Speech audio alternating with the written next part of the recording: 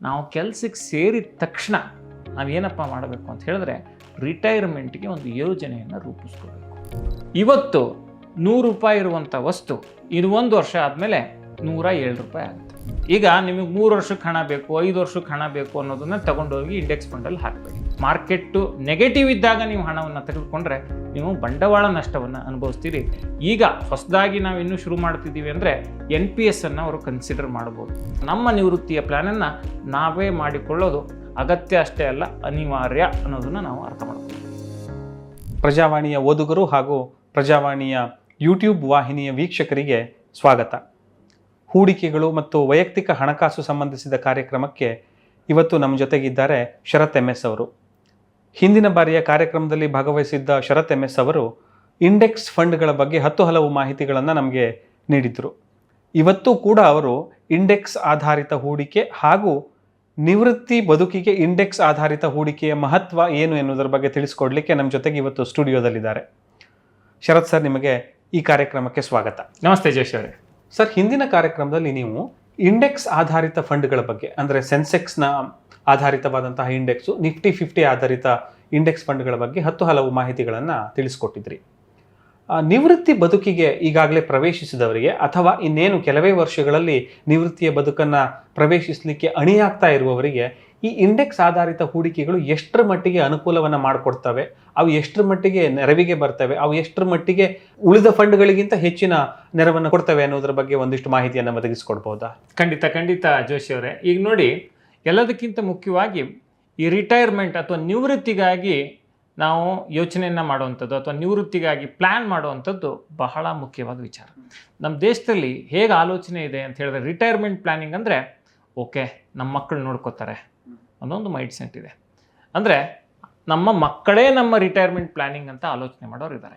ಏನು ತಪ್ಪು ಮಾಡ್ತಾರೆ ಅಂತ ಹೇಳಿದ್ರೆ, ಅವರ ಪರಿಶ್ರಮದ ದುಡ್ಡನ್ನೆಲ್ಲ ಉಳಿಸಿ ಅವರ ಮಕ್ಕಳ ಏಳಿಗೆಗೆ ಎಲ್ಲದಕ್ಕೂ ಕೊಡ್ತಾರೆ. ನಾನು ಕೊಡಬಾರ್ದು ಅಂತ ಹೇಳ್ತಿಲ್ಲ, ಆದರೆ ಅವರ ಸಂಧ್ಯಾ ಕಾಲದಲ್ಲಿ ಅವರ ಯೋಗಕ್ಷೇಮವನ್ನು ನೋಡಿಕೊಳ್ಳಿಕ್ಕೆ ರಿಟೈರ್ಮೆಂಟ್ ಪ್ಲ್ಯಾನಿಂಗ್ ಅನ್ನೋದು ಬಹಳ ಮುಖ್ಯ. ಈಗ ಹೌದಪ್ಪ, ಮಗನೋ ಮಗಳು ನೋಡ್ಕೋಬೋದು, ಖಂಡಿತ ಅದರಲ್ಲಿ ನಾವು ಆ ಮಾತನ್ನು ಅಲ್ಲೆಗಳಿತಿಲ್ಲ. ಆದರೆ ಏನು ಸಮಸ್ಯೆ ಆಗ್ಬೋದು ಎಷ್ಟೋ ಸಂದರ್ಭದಲ್ಲಿ ಅಂತ ಹೇಳಿದ್ರೆ, ನಿಮ್ಮನ್ನು ನೋಡಿಕೊಳ್ಳುವಂಥ ಸಂದರ್ಭದಲ್ಲಿ ನಿಮ್ಮ ಮಕ್ಕಳು ಕೂಡ ಹಣಕಾಸಿನ ಸವಾಲುಗಳನ್ನು ಎದುರಿಸಬೇಕಾದಂಥ ಸಂದರ್ಭ ಬರ್ಬೋದು. ಆವಾಗ ನೀವು ಅವರನ್ನು ನೋಡಿಕೊಳ್ಳಿಲ್ಲ ಅಂಥೇಳಿ ನೀವು ಬೇಸರ ಪಟ್ಕೊಳ್ಳೋ ಬದಲು ನಿಮ್ಮ ನಿವೃತ್ತಿಯ ಜೀವನಕ್ಕೆ ನೀವೇ ಸಜ್ಜಾಗೋದು ತುಂಬ ಮುಖ್ಯ. ನಿಮ್ಗೆ ಹೇಳಿಸೋ ತುಂಬ ಪ್ರಾಕ್ಟಿಕಲಾಗಿ ಹೇಳ್ತಿದ್ದಾರಪ್ಪ ಅಂತ. ವಾಸ್ತವಿಕವಾಗಿ ಹೇಳಬೇಕು ಅಂತ ಹೇಳಿದ್ರೆ, ಅವರು ಚೆನ್ನಾಗಿದ್ದರೆ, ಅವರ ಆರ್ಥಿಕ ಪರಿಸ್ಥಿತಿ ಚೆನ್ನಾಗಿದ್ದರೆ ಎಲ್ಲರನ್ನೂ ಅವ್ರು ಖಂಡಿತ ನೋಡ್ಕೋತಾರೆ. ಆದರೆ ಅವರ ಪರಿಸ್ಥಿತಿನೇ ಯಾಕೆ ಇದನ್ನು ಹೇಳ್ತಿದ್ದೀನಿ ಅಂತ ಹೇಳಿದ್ರೆ, ಮೊದಲಿನ ಹಾಗೆ ತುಂಬ ಸರ್ಕಾರಿ ಉದ್ಯೋಗಿಗಳು ಅಥವಾ ನಿವೃತ್ತಿಗೆ ಪೆನ್ಷನ್ನು ಈ ಥರದ ಸಂದರ್ಭ ಇವಾಗಿಲ್ಲ. ಬಹುಶಃ ಇವತ್ತಿನ ಸಂದರ್ಭದಲ್ಲಿ ಸರ್ಕಾರಿ ಉದ್ಯೋಗಿಗಳಿಗೂ ಕೂಡ OPS NPS ಅಂತ ಒಂದು ಚರ್ಚೆ ಮಾಡುವಂಥ ಸಂದರ್ಭ ಇದೆ. ಇನ್ನು ಬಹುತೇಕ ಪ್ರೈವೇಟ್ ಸೆಕ್ಟರ್ನ ಎಂಪ್ಲಾಯೀಸ್ಗಳಿಗೆ ಈ PF ಅನ್ನೋದೊಂದು ಬಿಟ್ಟರೆ ಬೇರೆ ಈ ನಿವೃತ್ತಿಗೆ ಅಂತ ಸಿಸ್ಟಮ್ಯಾಟಿಕ್ ಆಗಿ ಪ್ಲ್ಯಾನ್ ಮಾಡುವಂಥ ಒಂದು ವ್ಯವಸ್ಥೆ ಇಲ್ಲ. ಅಂದರೆ 70% ಅಥವಾ 75% ಕೆಲಸ ಉದ್ಯೋಗಿಗಳೇನಿದ್ದಾರೆ ಅವರಿಗೆ ರಿಟೈರ್ಮೆಂಟ್ಗೆ ಒಂದು ಸರಿಯಾದ ಯೋಜನೆಯೇ ಇಲ್ಲ. ಆ ಕಾರಣಕ್ಕೆ ನಾವು ಕೆಲಸಕ್ಕೆ ಸೇರಿದ ತಕ್ಷಣ ನಾವೇನಪ್ಪ ಮಾಡಬೇಕು ಅಂತ ಹೇಳಿದ್ರೆ ರಿಟೈರ್ಮೆಂಟ್ಗೆ ಒಂದು ಯೋಜನೆಯನ್ನು ರೂಪಿಸ್ಕೋಬೇಕು. ಅದು ಇಂಡೆಕ್ಸ್ ಫಂಡ್ ಮೂಲಕ ಆಗಲಿ, ಅಂದರೆ ಆ್ಯಕ್ಟಿವ್ ಫಂಡ್ ಮೂಲಕ ಆಗಲಿ ಅಥವಾ ಪ್ಯಾಸಿವ್ ಫಂಡ್ ಮೂಲಕ ಆದರೂ ಆಗಲಿ, ನಾವು ರಿಟೈರ್ಮೆಂಟನ್ನು ಬಹಳ ಗಂಭೀರವಾದ ಒಂದು ಗುರಿ, ನಮ್ಮ ಹಣಕಾಸಿನ ಗುರಿ ಅಂತೇಳಿ ತಗೋಬೇಕು. Coming back to the point, ನಿವೃತ್ತಿಯ ನಂತರದ ನಿಯಮಿತ ಆದಾಯಕ್ಕೆ ಇಂಡೆಕ್ಸ್ ಫಂಡ್ ಸೂಕ್ತನಾ ಅನ್ನೋದು ನಿಮ್ಮ ಪ್ರಶ್ನೆ. ಈಗ ಖಂಡಿತ ನೆಚ್ಕೊಳ್ಬೇಕು, ಆದರೆ ಎಚ್ಚರಿಕೆ ಇರಬೇಕು. ಈಗ ನೋಡಿ, ಇಂಡೆಕ್ಸ್ ಫಂಡ್ಗಳು ದೀರ್ಘಾವಧಿಯಲ್ಲಿ ಈ ಹಣದುಬ್ಬರವನ್ನು ಮೀರಿ ಗಳಿಕೆಯನ್ನು ತಂದುಕೊಡ್ತವೆ. ಈ ಹಣದುಬ್ಬರವನ್ನು ಮೀರಿ ಗಳಿಕೆ ತಂದುಕೊಡೋದು ಅಂದ್ರೇನು? ಉದಾಹರಣೆಗೆ, ಪ್ರತಿ ವರ್ಷ ಈ ಹಣದ ಮೌಲ್ಯ 7% ಅಥವಾ 6.5% ಕಳ್ಕೊಂಡು ಹೋಗುತ್ತೆ. ಯಾಕೆಂತ ಹೇಳಿದ್ರೆ, ಇವತ್ತು ₹100 ಇರುವಂಥ ವಸ್ತು ಇದು 1 ವರ್ಷ ಆದಮೇಲೆ ₹107 ಆಗುತ್ತೆ. ಇದು ಇನ್ಫ್ಲೇಷನ್, ಅಂದರೆ ದಿನದಿಂದ ದಿನಕ್ಕೆ ಹಣ ಮೌಲ್ಯವನ್ನು ಕಳ್ಕೊಂಡು ಹೋಗುತ್ತೆ. ಈಗ ಟ್ರೆಡಿಷ್ನಲ್ ಇನ್ವೆಸ್ಟ್ಮೆಂಟ್ಸ್ ಅಂತ ತಗೊಳ್ಳೋಣ, FD, RD ಅಥವಾ ಅಂಚೆ ಕಚೇರಿ ಹೂಡಿಕೆಗಳು. ಇಲ್ಲಿ ಖಂಡಿತವಾಗಿಯೂ ಹಣಕ್ಕೆ ಸುರಕ್ಷತೆ ಇದೆ, ಆದರೆ ಅಲ್ಲಿ ನಿಮಗೆ ಸಿಗುವಂಥ ರಿಟರ್ನ್ಸು ಬೆಲೆ ಏರಿಕೆಯನ್ನು ಮೀರಿ ನಿಲ್ಲೋದಿಲ್ಲ. ಆ ಕಾರಣಕ್ಕೆ ಇಂಡೆಕ್ಸ್ ಫಂಡ್ಗಳನ್ನು ಕನ್ಸಿಡರ್ ಮಾಡಬೇಕು. ಆದರೆ ಇಂಡೆಕ್ಸ್ ಫಂಡ್ಗಳಲ್ಲೇ ಎಲ್ಲವನ್ನು ಹಾಕಬೇಕಾ ಅಂದರೆ ಖಂಡಿತ ಅಲ್ಲ. ನಿಮಗೆ ತಕ್ಷಣಕ್ಕೆ ಬೇಕು, ಈಗ ನೋಡಪ್ಪ ನಂಗೆ ಪ್ರತಿ ತಿಂಗಳು ಆದಾಯ ಬೇಕು ಅಥವಾ ಪ್ರತಿ 3 ತಿಂಗಳಿಗೊಂದು ನನಗೆ ಆದಾಯ ಬೇಕು ಅಂತ ಹೇಳಿದ್ರೆ ನಾವು ಸಂಪೂರ್ಣವಾಗಿ ಇಂಡೆಕ್ಸ್ ಫಂಡನ್ನು ನೆಚ್ಚಿಕೊಳ್ಳೋದು ಅಥವಾ ಯಾವುದೇ ಮ್ಯೂಚುವಲ್ ಫಂಡ್ಗಳನ್ನು ನೆಚ್ಚಿಕೊಳ್ಳುವಂಥದ್ದು ಅಷ್ಟು ಸೂಕ್ತ ಅಲ್ಲ, ಎಕ್ಸೆಪ್ಟ್ ಡೆಟ್ ಮ್ಯೂಚುವಲ್ ಫಂಡ್ಸ್. ಯಾಕೆ ಇದನ್ನು ಹೇಳ್ತಿದ್ದೀನಿ ಅಂತ ಹೇಳಿದ್ರೆ, ಈಗ post office monthly income scheme ನನ್ನ ಹತ್ರ ಒಂದು ರಿಟೈರ್ಮೆಂಟ್ ಸಂದರ್ಭದಲ್ಲಿ ನಂಗೆ ಒಂದು 15 ಲಕ್ಷ ರೂಪಾಯಿ ಸಿಕ್ತು, ನಾನು ತಗೊಬಂದು ಅಲ್ಲಿ ಹಾಕ್ತೆ. ಅಥವಾ ನಾನು ರಿಟೈರ್ಮೆಂಟ್ ಆಗಿಲ್ಲ, ನಂಗೆ ನಿಶ್ಚಿತವಾದ ಆದಾಯ ಬೇಕು, 15 ಲಕ್ಷ ರೂಪಾಯಿನ ಜಾಯಿಂಟ್ ಅಕೌಂಟಲ್ಲಿ ಅದರಲ್ಲಿ ಹೂಡಿಕೆ ಮಾಡಿದ್ರೆ ಪ್ರತಿ ತಿಂಗಳು 9,250 ರೂಪಾಯಿ ಬರುತ್ತೆ.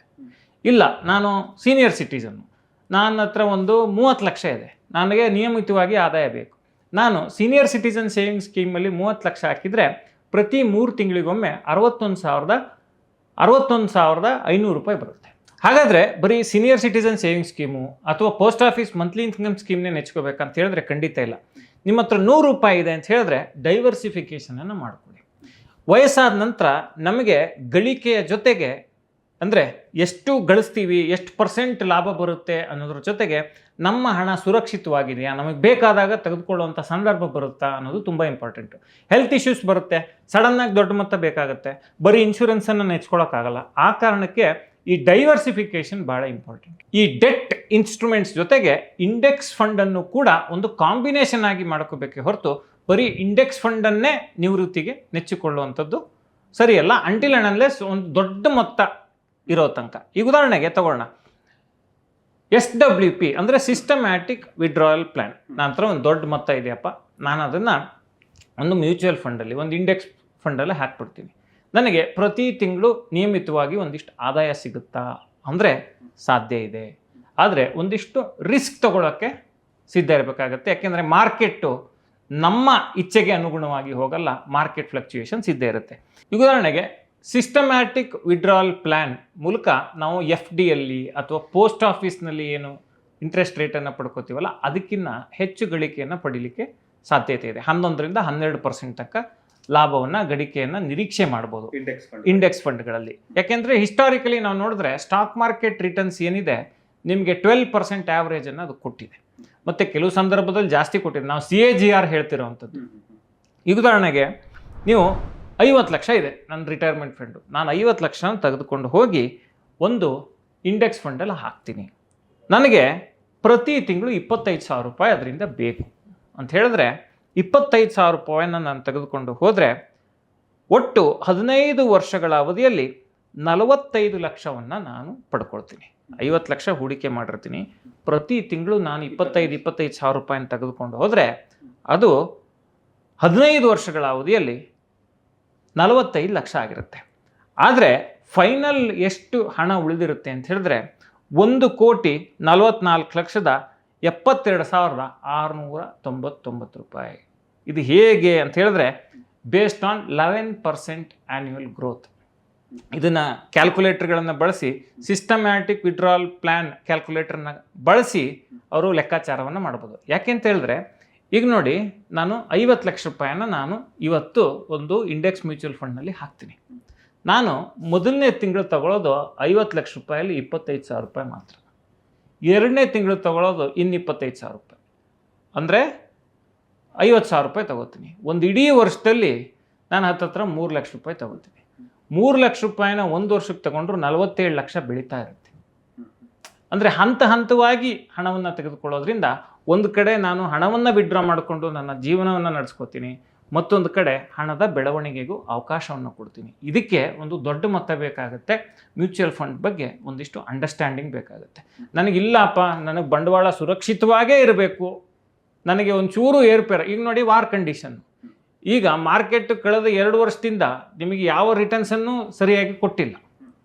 ಎಕ್ಸ್ಪೆಕ್ಟೆಡ್ ರಿಟರ್ನ್ಸ್ ಏನು 12% CAGR ಅಂತೀವಲ್ಲ ಅದನ್ನು ಕೊಟ್ಟಿಲ್ಲ. ಸೊ ಅಂಥ ಸಂದರ್ಭದಲ್ಲಿ ನೀವು ಪ್ಯಾನಿಕ್ ಆದರೆ ಈ ಥರದ ಹೂಡಿಕೆಗಳಿಗೆ ನೀವು ಗಣನೆಗೆ ತಗೋಬಾರ್ದು ಅಥವಾ ಅದಕ್ಕೂ ಹೋಗಬಾರ್ದು. ಸರ್, ಪ್ಯಾನಿಕ್ ಆಗಿ ಹಿಂದಕ್ಕೆ ಪಡೆಯಬಾರ್ದು ಅಂತ ಒಂದು ವಿವರಣೆ ಕೊಟ್ಟರೆ ನೀವು. ಹಾಗಾದರೆ ಪಾಪ ಸಹಜವಾಗಿ ಹಿರಿಯ ನಾಗರಿಕರಿಗೆ ಹಣಕಾಸಿನ ವಿಚಾರದಲ್ಲಿ ಬಹಳಷ್ಟು ಆಘಾತಗಳನ್ನು ತಾಳಿಕೊಳ್ಳುವಂತಹ ಮನಸ್ಸು, ಅಷ್ಟೊಂದು ಆ ರಿಸ್ಕ್ ಅಪಟೈಟ್ ಅಂತ ಏನು ನಾವು ಹೇಳ್ತೀವಿ ಅದು ಇರೋದಿಲ್ಲ. ಸಹಜವಾಗಿ ಅವರ ವಯಸ್ಸಿನ ಕಾರಣಕ್ಕಾಗಿಯೂ ಇದು ಹೀಗಾಗತ್ತೆ. ಇಂಥವರು ಕೂಡ ಇಂಡೆಕ್ಸ್ ಹೂಡಿಕೆಗೆ ತೆರೆದುಕೊಳ್ಳಬಹುದೇ ಒಂದು ಪ್ರಶ್ನೆ. ಇನ್ನೊಂದು, ಅವರು ತೆರೆದುಕೊಳ್ಳಬಹುದು ಅನ್ನೋದಾದರೆ ಪೂರ್ತಿ ಹಣವನ್ನು ಅದಕ್ಕೆ ಹಾಕಬಹುದೇ, ಅಥವಾ ಇಂತಿಷ್ಟು ಪ್ರಮಾಣದ ಒಂದು ಮಿತಿಯೊಳಗೆ ಅವರು ಅದರಲ್ಲಿ ಹಣವನ್ನು ಹೂಡಿಕೆ ಮಾಡಬೇಕೆ? ಖಂಡಿತ. ಈಗ ನೋಡಿ, ಇಂಡೆಕ್ಸ್ ಫಂಡ್ಗಳಿಗೆ ಖಂಡಿತವಾಗಿಯೂ ನಿವೃತ್ತಿ ಆದವರು ಅಂದರೆ 60 ವರ್ಷ ಮೇಲ್ಪಟ್ಟವರು ಕೂಡ ತೆರೆದುಕೊಳ್ಬೋದು. ಆದರೆ ನಿಮ್ಮ ಹತ್ರ 100 ರೂಪಾಯಿ ಇದ್ದರೆ 20ರಿಂದ 30 ರೂಪಾಯಿಯನ್ನು ಮಾತ್ರ ಇಂಡೆಕ್ಸ್ ಫಂಡ್ಗಳಲ್ಲಿ ಹಾಕಿ. ಯಾಕೆಂತ ಹೇಳಿದ್ರೆ ಯಾವತ್ತೂ ಕೂಡ ಇಂಡೆಕ್ಸ್ ಫಂಡಲ್ಲಿ ಕೂಡ ಮಾರುಕಟ್ಟೆ ಏರಿಳಿತಗಳು ಇರ್ತವೆ. ಆದರೆ ಇನ್ಫ್ಲೇಷನನ್ನು ಅದು ಬೀಟ್ ಮಾಡುತ್ತೆ. ಈಗ ನಿಮಗೆ 3 ವರ್ಷಕ್ಕೆ ಹಣ ಬೇಕು, 5 ವರ್ಷಕ್ಕೆ ಹಣ ಬೇಕು ಅನ್ನೋದನ್ನು ತಗೊಂಡೋಗಿ ಇಂಡೆಕ್ಸ್ ಫಂಡಲ್ಲಿ ಹಾಕಬೇಡಿ.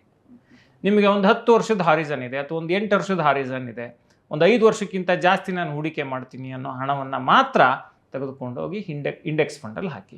ಇನ್ನುಳಿದ ಹೂಡಿಕೆಗಳನ್ನು ನೀವು ಈ ಡೆಟ್ ಇನ್ವೆಸ್ಟ್ಮೆಂಟ್ಸ್ ಅಂತ ಏನು ಕರಿತೀವಿ, FD ಇರ್ಬೋದು, ಸೀನಿಯರ್ ಸಿಟಿಸನ್ ಸೇವಿಂಗ್ ಸ್ಕೀಮ್ ಇರ್ಬೋದು, post office monthly income scheme ಇರ್ಬೋದು, ಹೈವೇ ಬಾಂಡ್ಸ್ ಇರ್ಬೋದು, ಈ ಥರದ ಹೂಡಿಕೆಗಳಲ್ಲಿ ತೊಡಗಿಸಿ. ಯಾಕೆಂತ ಹೇಳಿದ್ರೆ ನಿಮಗೆ ಬೇಕಾದ ತಕ್ಷಣ ಅಲ್ಲಿ ಹಣ ಸಿಗುತ್ತೆ, ಮಾರ್ಕೆಟಲ್ಲೂ ಸಿಗುತ್ತೆ. ಮಾರ್ಕೆಟ್ಟು ನೆಗೆಟಿವ್ ಇದ್ದಾಗ ನೀವು ಹಣವನ್ನು ತೆಗೆದುಕೊಂಡ್ರೆ ನೀವು ಬಂಡವಾಳ ನಷ್ಟವನ್ನು ಅನುಭವಿಸ್ತೀರಿ. ಆ ಕಾರಣಕ್ಕೆ ನಿಮ್ಮ ಹತ್ರ 100 ರೂಪಾಯಿ ಇದೆ ಅಂತ ಹೇಳಿದ್ರೆ 20ರಿಂದ 30 ರೂಪಾಯಿಯನ್ನು ಮಾತ್ರ ನಿವೃತ್ತಿ ಆದಂಥವರು ಇಂಡೆಕ್ಸ್ ಫಂಡ್ಗೆ ಪರಿಗಣಿಸ್ಬೋದು. ಪಿಂಚಣಿ ಮಾದರಿಯಲ್ಲಿ ಹಣವನ್ನು ಪಡೆದುಕೊಳ್ಳಲಿಕ್ಕೆ ಅಂದರೆ ಸಹಜವಾಗಿ ತಿಂಗಳಿಗೊಮ್ಮೆ ಅಂದರೆ ಸಿಸ್ಟಮ್ಯಾಟಿಕ್ ವಿಡ್ರಾವಲ್ ಪ್ಲಾನ್ ಮೂಲಕ ತಿಂಗಳಿಗೊಮ್ಮೆ ಪಿಂಚಣಿ ಮಾದರಿಯಲ್ಲಿ ಹಣ ಬೇಕು ಅಂತ ಬಯಸುವವರಿಗೆ ಯಾವ ಇಂಡೆಕ್ಸ್ ಹೆಚ್ಚು ಸೂಕ್ತ ಆಗಬಹುದು ಸರ್? ಈಗ ಪಿಂಚಣಿ ಮೂಲಕ ಹಣ ತಗೋಬೇಕು ಅಂತ ಹೇಳಿದ್ರೆ ಮೊದಲನೇದಾಗಿ ಅವರು 60 ವರ್ಷ ದಾಟಿರ್ತಾರೆ. ಅವರಿಗೆ ನಿಗದಿತವಾಗಿ ಪ್ರತಿ ತಿಂಗಳು ಒಂದಿಷ್ಟು ಹಣ ಬೇಕು, ಅಥವಾ ಬೇಡದೇ ಇದ್ರೂ ಕೂಡ ಅವರಿಗೆ ರಿಸ್ಕ್ ಅಪಟೈಟು ಕಡಿಮೆ ಇರುತ್ತೆ. ಇಂಥ ಸಂದರ್ಭದಲ್ಲಿ ಏನು ಮಾಡಬೇಕು ಅಂತ ಹೇಳಿದ್ರೆ ನಿಫ್ಟಿ 50 ಇಂಡೆಕ್ಸ್ ಫಂಡನ್ನು ಅವರು ಗಣನೆಗೆ ತೆಗೆದುಕೋಬೋದು. ಯಾಕೆ ಇದನ್ನು ಹೇಳ್ತೀನಿ ಅಂತ ಹೇಳಿದ್ರೆ ನಿಫ್ಟಿ 50 ಇಂಡೆಕ್ಸಲ್ಲಿ ದೇಶದ ಅಗ್ರಮಾನ್ಯ 50 ಕಂಪ್ನಿಗಳಿರ್ತವೆ. ಉದಾಹರಣೆಗೆ HDFC, ಇನ್ಫೋಸಿಸು, ರಿಲಯನ್ಸು, ಈ ಥರದ ಕಂಪ್ನಿಗಳು ಇರ್ತವೆ. ಅಲ್ಲಿ ತುಂಬ ಬೆಳವಣಿಗೆ ಆಗದೇ ಇದ್ರೂ ಕೂಡ ತುಂಬ ಬೀಳುವಂಥ ಸಾಧ್ಯತೆ ಅಥವಾ ನಷ್ಟದ ಸಾಧ್ಯತೆ ಕಡಿಮೆ. ಅಂಥ ಫಂಡ್ಗಳನ್ನು ಅವರು ಗಣನೆಗೆ ತಗೋಬೋದು. ಇಲ್ಲ, ನಾನು ಸ್ವಲ್ಪ ರಿಸ್ಕ್ ತಗೋತೀನಿ, ನಾನು ರಿಟೈರ್ಮೆಂಟ್ ಆದರೂ ಕೂಡ ನನ್ನ ಹತ್ರ ಅಸೆಟ್ಸ್ ಇದೆ, ಒಳ್ಳೆ ಆದಾಯ ಬರ್ತಿದೆ ಅನ್ನೋರು ನಿಫ್ಟಿ ನೆಕ್ಸ್ಟ್ 50 ಅಥವಾ ಮಿಡ್ ಕ್ಯಾಪ್ 150ಯನ್ನು ಪರಿಗಣಿಸ್ಬೋದು. ಆದರೆ ಒಂದೇನು ಗಮನಿಸ್ಕೋಬೇಕಪ್ಪ ಅಂತ ಹೇಳಿದ್ರೆ ಈ ರೀತಿಯ ಇಂಡೆಕ್ಸ್ಗಳಲ್ಲಿ ಗಳಿಕೆಯ ಸಾಧ್ಯತೆ ಹೇಗಿರುತ್ತೋ ಹಾಗೆಯೇ ಕುಸಿತದ ಸಾಧ್ಯತೆಯೂ ಇರುತ್ತೆ. ಆದರೆ ತಾತ್ಕಾಲಿಕ ಕುಸಿತನೇ ಆದರೂ ಕೂಡ ಅದನ್ನು ತಾಳಿಕೊಳ್ಳುವಂಥ ಶಕ್ತಿ, ಆ ವಯಸ್ಸು ಮತ್ತು ನಿಮ್ಮ ಆರ್ಥಿಕ ಪರಿಸ್ಥಿತಿ ಹಾಗಿರಬೇಕು. ಇಲ್ಲ ಅಂತ ಹೇಳಿದ್ರೆ ಇದಕ್ಕೆ ಹೋಗುವಂಥದ್ದು ಬೇಡ. ಸಿಂಪಲಾಗಿ ಹೇಳಬೇಕು ಅಂದರೆ ಕಾಂಬಿನೇಷನ್ ಆಫ್ ಡೆಟ್ ಇನ್ವೆಸ್ಟ್ಮೆಂಟ್ಸ್ ಅಂದರೆ ಸುರಕ್ಷಿತ ಹೂಡಿಕೆಗಳು, ಒಂದಿಷ್ಟು ಇಂಡೆಕ್ಸ್ ಫಂಡು, ಇದರ ಕಾಂಬಿನೇಷನನ್ನು ಮಾಡ್ಕೋಬೇಕಾಗತ್ತೆ. ಮತ್ತು ಈಗ ಹೊಸದಾಗಿ ನಾವು ಇನ್ನೂ ಶುರು ಮಾಡ್ತಿದ್ದೀವಿ ಅಂದರೆ NPS ಅನ್ನು ಅವರು ಕನ್ಸಿಡರ್ ಮಾಡ್ಬೋದು. ಈಗ ನನಗೆ ಕಂಪ್ನಿಯಲ್ಲಿ ಬರೀ PF ಇದೆಯಪ್ಪ, EPF ಸಿಗುತ್ತೆ, ನನಗೆ ರಿಟೈರ್ಮೆಂಟ್ಗೆ ಇನ್ನೊಂದು ಒಳ್ಳೆ ಇನ್ಸ್ಟ್ರೂಮೆಂಟ್ ಬೇಕು ಅನ್ನೋದಾದರೆ ನ್ಯಾಷನಲ್ ಪೆನ್ಷನ್ ಸಿಸ್ಟಮನ್ನು ಅವರು ಕನ್ಸಿಡರ್ ಮಾಡ್ಬೋದು. ಅಲ್ಲಿ ಅಡ್ವಾಂಟೇಜ್ ಏನು ಅಂತ ಹೇಳಿದ್ರೆ ಬಾಂಡ್ಗಳಿಗೆ ಎಷ್ಟು ಹೂಡಿಕೆ ಮಾಡಬೇಕು, ಈಕ್ವಿಟಿಗೆ ಅಂದರೆ ಷೇರು ಮಾರುಕಟ್ಟೆ ಆಧಾರಿತಕ್ಕೆ ಎಷ್ಟು ಹೂಡಿಕೆ ಮಾಡಬೇಕು, ಈ ರೀತಿಯ ಒಂದು ಕಾಂಬಿನೇಷನನ್ನು ಮಾಡುವಂಥ ಅವಕಾಶ ನಮಗೆ ಇರುತ್ತೆ. ನಾನು 100 ರೂಪಾಯಿ ಹಾಕಬೇಕು ಅಂದರೆ 100 ರೂಪಾಯಿನ ಎಲ್ಲಿ ಹಾಕಬೇಕು ಅಂತ ನಾನೇ ಸೂಚಿಸ್ಕೊಳ್ಳುವಂಥ ಅವಕಾಶವನ್ನು ಅವ್ರು ಕೊಡ್ತಾರೆ. ಅದನ್ನು ಚೇಂಜ್ ಮಾಡ್ಕೋಬೋದು. ಸೊ ಅದನ್ನು ಕನ್ಸಿಡರ್ ಮಾಡ್ಬೋದು. ಅಂದರೆ ರಿಟೈರ್ಮೆಂಟ್ಗೆ ಅಂತ ಬಂದಾಗ NPS, EPF ಜೊತೆಗೆ ಒಂದು ಇಂಡೆಕ್ಸ್ ಮ್ಯೂಚುವಲ್ ಫಂಡು, ಅಥವಾ ನಿಮಗೆ ನಾಲೆಡ್ಜ್ ಇದ್ದರೆ ಆ್ಯಕ್ಟಿವ್ ಮ್ಯೂಚುವಲ್ ಫಂಡನ್ನು ಕೂಡ ಕನ್ಸಿಡರ್ ಮಾಡ್ಬೋದು.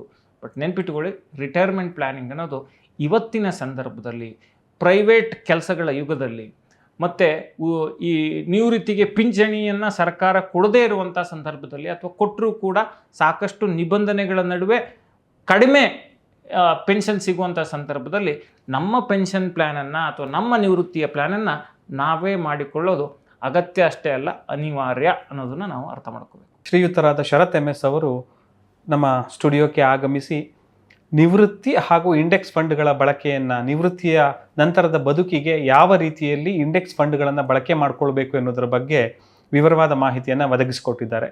ಶರತ್ MS ಅವರಿಗೆ ಪ್ರಜಾವಾಣಿಯ ಓದುಗರು ಹಾಗೂ ಯೂಟ್ಯೂಬ್ ವಾಹಿನಿಯ ವೀಕ್ಷಕರ ಪರವಾಗಿ ಕೃತಜ್ಞತೆಗಳನ್ನು ಅರ್ಪಿಸ್ತಾ ಇದ್ದೇನೆ. ಸರ್ ನಮಸ್ಕಾರ. ನಮಸ್ತೆ ಜಯೇಶ್ ಅವರೇ, ಧನ್ಯವಾದ.